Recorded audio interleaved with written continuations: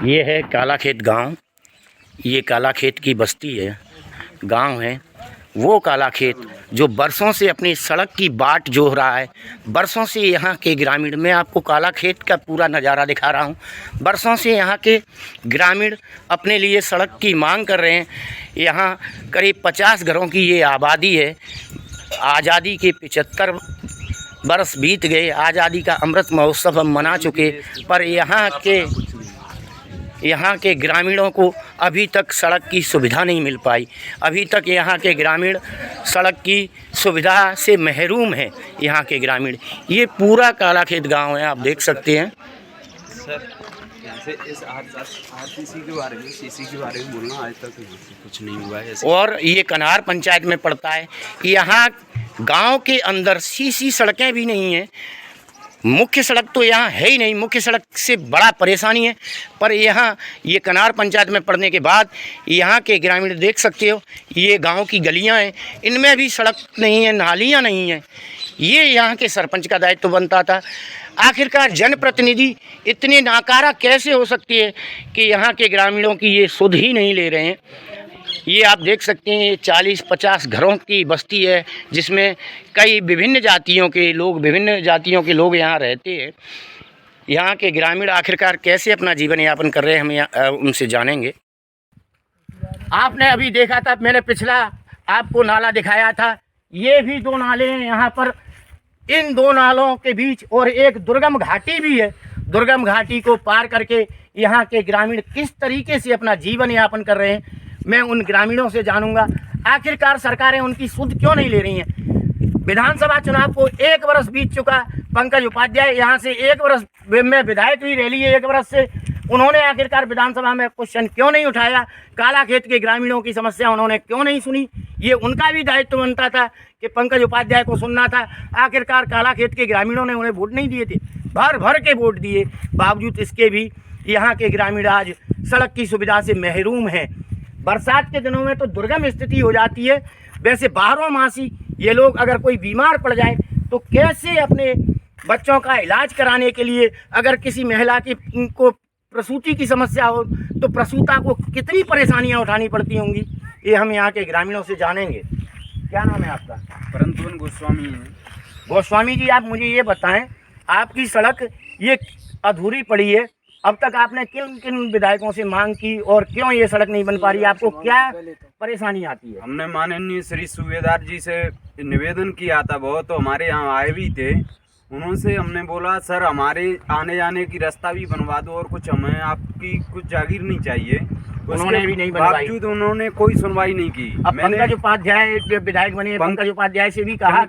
पंकज उपाध्याय जी से मैं पर्सनल जन सुनवाई में 3 बार घूम के आया हूँ इस रोड के बारे में। इसमें हमारे आदिवासी लोग भी रहते हैं हमारे गांव में। कितने परिवार रहते हैं कालाखेत में? यहाँ मतलब 50 परिवार रहते हैं। पंकज उपाध्याय से आप 3 बार जन सुनवाई में मैं 3 बार उनकी कार्यालय पे भी गया हूँ और पर्सनल में भी बोला है मैंने, यहाँ का और हीरामन रेत की का उस रोड के बारे में मैंने बोला था उनसे। बहुत कितनी घाटियाँ, कितने नाले पड़ते हैं इस रोड? हमारे 8 नाले हैं इस रोड में और 2 घाटियाँ हैं। और इसमें इतनी असमर्थता है कि मेरी एक बच्ची थी, अभी परसों के दिन वो खत्म हो गई। अरे कितना दुखद हादसा इन गोस्वामी जी के साथ हुआ कि बच्ची थी, बीमार थी, खत्म हो गई। एक दुखी पीड़ित पिता इस सरकार से क्वेश्चन कर रहा है कि आखिरकार इस पीड़ित पिता की सुनवाई क्यों नहीं हुई। हम इस पीड़ित पिता से ही जानेंगे क्या परेशानी आई, बच्ची कैसे खत्म हुई। बच्ची की तबीयत खराब हुई, मैं द्वारा से लेके गया था तो रास्ते में मतलब वो खत्म हो गई। मेरे को बहुत अफसोस हुआ, मेरे को इतना वो हुआ था कि मैं क्या करूं, किसी नेता का क्या कर दूं, क्या नहीं करूं। मैंने जब भी अपने क्षेत्र से चुनाव में उनको बहुत संघर्षशील करके उनको वोट दिया है, एक भर भर के वोट दिए। पंकज उपाध्याय जी वोट दिए, हमने बिल्कुल समर्थन किया था। पहले हमारे सूबेदार जी से थे, उनका भी किया था। अब की बार पंकज भी हुए, उनका भी बहुत से हमने संघर्ष किया और उनको आपकी बच्ची ने बीमारी में रास्ते में दम तोड़ दी। मुझे को बहुत अफसोस है। मैं इस मीडिया के उससे मैं उनसे जिम्मेदारी करता हूं, जिस नेताओं के उसमें फील्ड में ये आता है उनको इस गलती का वो मानता हूं मैं। ठंड के दिन हैं। आज 29 दिसंबर है। 2 दिन बाद ये साल बदल जाएगी, 2024 बदल जाएगी, 25 लग जाएगी। आज़ादी का अमृत महोत्सव मना चुके हैं, बावजूद इसके भी इस पीड़ित पिता की आह सुनकर मेरी भी आंखों में आंसू से झलक रहे हैं। मैं अपनी भावनाएं क्या कहूं, इस पीड़ित पिता की आह आपने देखी। अब हम दूसरे ग्रामीण से जानेंगे। भैया क्या नाम है आपका? विजेंद्र नाम है साहब मेरा। विजेंद्र आदिवासी। क्या क्या परेशानी आती है आपको सड़क ना होने के जो चलते? नाला है, जो नाला हमारे को 8-8 दिन तक हमारे खून निकलने पार नहीं होने देता ये है। तो बरसात की समस्या हो गई। बरसात की और अन्य दिनों में भी सड़क के कारण आपको क्या क्या परेशानी? बहुत परेशानी है सड़क किस पे। किससे आपने मांग की? बहुत साहब हम तो जाके नहीं है, हम तो नर खरा के पर सोपर जिले की हमें, पर बहुत परेशानी है। मैं तो यहाँ आकर के और जो खेती टपरिया किसानी करते हो? खेती कसानी कर रही है। मेरे बाल बच्चे बहुत दुखी हैं। एक टपरिया है मेरे पास, यहीं काला खेत में? यहाँ काला खेत में। अच्छा, आने जाने में परेशानी बहुत ज्यादा है। अच्छा, कोई बीमार हो जाए तो बीमार है जाते, कोई गाड़ी साधन नहीं है यहाँ पर। कोई साधन कोई नहीं, साधन सड़क ही नहीं है तो साधन क्या? हाँ, सड़क ही ना है तो क्या, मोटरसाइकिल पंचर हो जाती है तो पंचर हो जाती है। तो मैं और एडिट में कट कर लो करेंगे और बोले वो को आ जाओ तो बोलो। देखा यहाँ जनप्रतिनिधियों के प्रति ग्रामीणों का गुस्सा देखा, चाहे सरपंच हो चाहे विधायक हो।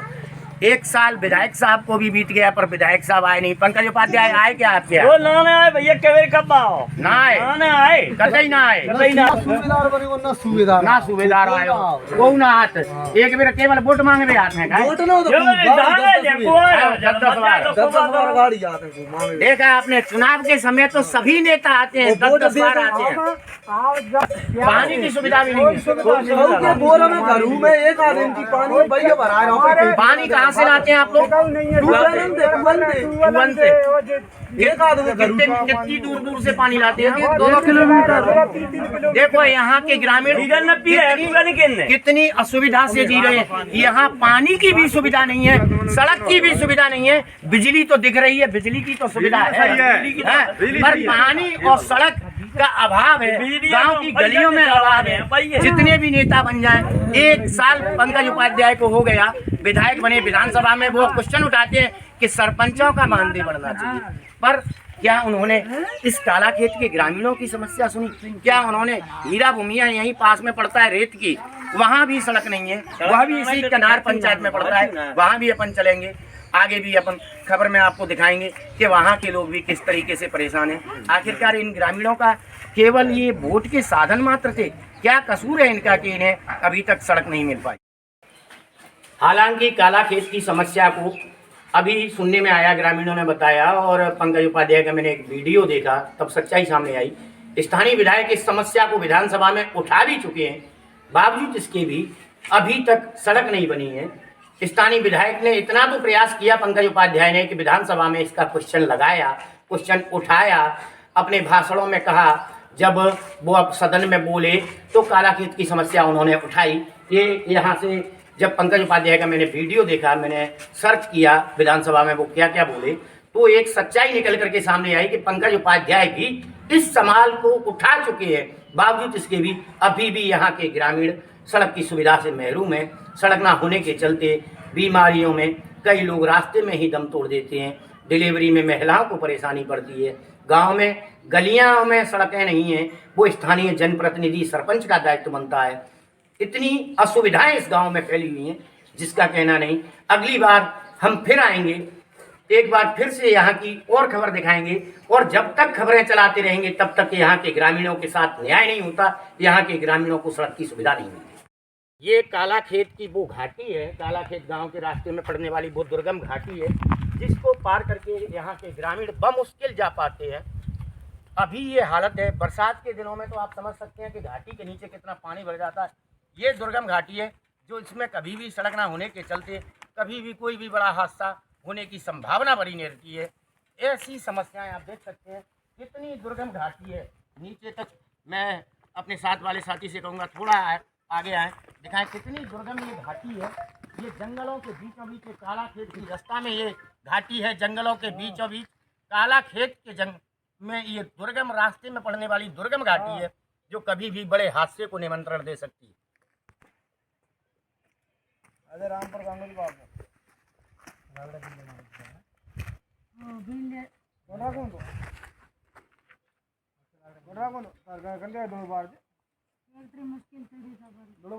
साथियों, मैं नरेंद्र सिकरवार आज खड़ा हूँ पहाड़गढ़ जनपद की कन्हार ग्राम पंचायत के काला खेत की रास्ते पर। ये आप देख रहे हैं, ये नरा है जो बरसात के समय पे इतना लबालब हो जाता है कि काला खेत के ग्रामीण आम सुविधाओं से भी महरूम हो जाते हैं। यूं तो आज़ादी के 75 वर्ष बीत चुके हैं, हम आज़ादी का अमृत महोत्सव भी मना चुके हैं, बावजूद इसके भी क्या काला खेत के ग्रामीणों की आज तक किसी ने सुध ली? क्या काला खेत के ग्रामीण अपनी सुविधाओं से क्यों वंचित हैं? आखिर इसका कारण क्या है? ये काला खेत में जा कर के जानेंगे। अभी पिछले चुनाव में यहाँ से कांग्रेस के भी विधायक बने पंकज उपाध्याय, क्या 1 वर्ष बीतने के बाद, 1 वर्ष बीत चुका है उनकी विधायकी को, वो काला खेत में आए? यहाँ के लोगों ने उनको भर भर करके वोट दिए, बावजूद इसके भी विधानसभा में वो कई क्वेश्चन उठाते हैं, सरपंचों के मानदेय का क्वेश्चन उठाते हैं। क्या उन्होंने काला खेत की समस्या का क्वेश्चन विधानसभा में उठाया? नहीं उठाया। ये हम यहाँ के ग्रामीणों से जानेंगे। इसी प्रकार सूबेदार भी सत्ता में विधायक रहे, क्या सूबेदार सिंह ने यहाँ के ग्रामीणों की समस्या सुनी? कोई भी रहे, चाहे कांग्रेस हो चाहे बीजेपी हो, काला खेत के ग्रामीण अभी तक अपनी सड़क की सुविधा से महरूम है। अभी काला खेत के ग्रामीणों में से हम उनसे चर्चा करके जानेंगे आखिरकार उनकी क्या मांगे हैं, क्यों आखिरकार सरकारें काला खेत के ग्रामीणों की सुध नहीं ले रही हैं। क्या काला खेत के ग्रामीण आमजन इंसान नहीं है? क्या उन्हें इन जानवरों जैसी जिंदगी जीने के लिए क्यों मजबूर रहना पड़ रहा है? आखिरकार बरसात के दिनों में वो लोग कैसे अपना जीवन यापन करते हैं? कितनी परेशानियों में काला खेत के ग्रामीण रह रहे हैं, रहवासी रह रहे हैं, वो हम उनसे जानेंगे। बहू पे बनाएंगे जबकि पानी की सुविधा नहीं, प्यास से मर रहे हैं। पहाड़गढ़ ये भैया आदिवासी है, ये भैया आदिवासी है और पहाड़गढ़ आदिवासी एरिया माना जाता है, पहाड़गढ़ आदिवासी ब्लॉक है, बावजूद इसके भी इन्हें कोई सुविधाएं नहीं मिल रही। अरे महाराज का पानी की व्यवस्था नहीं आ रहा। और जो मुख्य रोड है, जो मेन रोड है, मेन रोड के कारण, मुख्य रोड के कारण आपको क्या क्या परेशानियां पड़ती हैं? परेशानी का तो जीवन खराब हो गई। खराब है जीवन, कब जीवन है इनका कहना है कि जीवन यहाँ के ग्रामीण जी रहे, वास्तव में नारकीय जीवन है ये, कि यहाँ ना तो इनका गुस्सा आप देखिए।